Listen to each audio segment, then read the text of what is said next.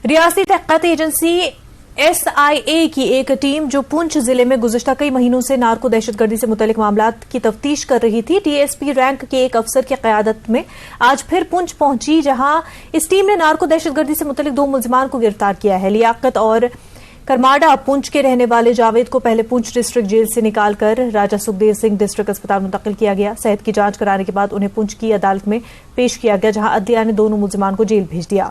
जज की तरफ से 1 दिन का पुलिस रिमांड काबिल जिक्र है कि 31 मई 2023 को सिक्योरिटी फोर्स ने पुंछ के करमाडा में लाइन ऑफ कंट्रोल के पार से हथियार, गोला बारूद और मंशियात स्मगल करते हुए 3 मकामी दहशतगर्दों को गिरफ्तार किया था।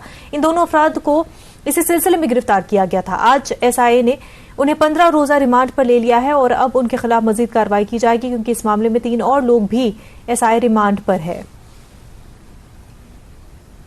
कार्रवाई कर रही SIA की टीम आज फिर पुंछ पहुंची है, जहां उसमें नार्को टेररिज्म से जुड़े 2 लोग जो कि करमाला से इंफिल्ट्रेशन करते हुए पकड़े गए थे, यादव और जावेद। आज उनको जो है सबसे पहले पुलिस स्टेशन लाया गया और वहां पर उनको उसके बाद जो है अस्पताल में उनकी जांच कराई गई और उसके बाद पुंछ कोर्ट में पेश किया गया, जहाँ से पुंछ कोर्ट से उन्हें 15 दिन की SIA की रिमांड पर लिया गया है और अब आगे की कार्रवाई SIA करेगी, उनसे पूछताछ करेगी। आपको बता दें कि 31 मई को करमाला में इंफिल्ट्रेशन करते हुए जो है 3 लोग जो है सेना ने पकड़े थे और उनके पीछे भारी मात्रा में हथियार, गोला बारूद और ड्रग्स बरामद हुए थे और उस केस को जो है SIA काफ़ी समय से डील कर रही है और आज उसी की कड़ी को आगे बढ़ाते हुए SIA ने आज ये कार्रवाई को अंजाम दिया है।